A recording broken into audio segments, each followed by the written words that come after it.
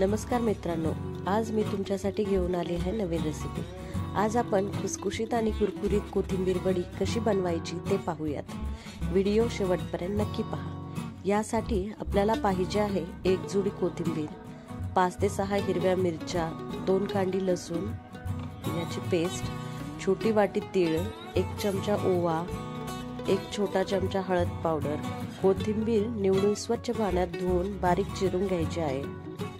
आता बारीक चिरलेली कोथिंबीर मध्ये 2 मोठे चमचे हरभरा डाळीचे पीठ, 1 चमचा तांदळाचं पीठ, 1 छोटा चमचा गव्हाचं पीठ असेल तर 1 छोटा चमचा ज्वारीचं पीठ, त्यात तीळ, ओवा, हळद, चवीनुसार मीठ, लसूण आणि हिरवी मिरचीची पेस्ट, हे सर्व छान थोडं थोडं पाणी टाकून कणिक मळतो तसा गोळा बनवून घ्यायचा आहे। आता चाळणीला तेल लावून घ्या। तोपर्यंत गॅसवर मोठी कढई ठेवा, त्यात 1 ग्लास पाणी टाका आणि त्यात खाली कढईचं स्टँड ठेवा।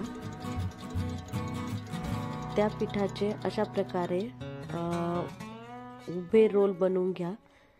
सगळे बनवून झाल्यावर कढईत पाणी गरम झाल्यावर त्यावरती चाळणी ठेवा आणि वरून पॅक झाकण ठेवा। मीडियम हीटवर 15 ते 20 मिनिट हे आपण स्टीम करून घेणार आहोत। आता गॅस बंद करून थंड करून घ्या।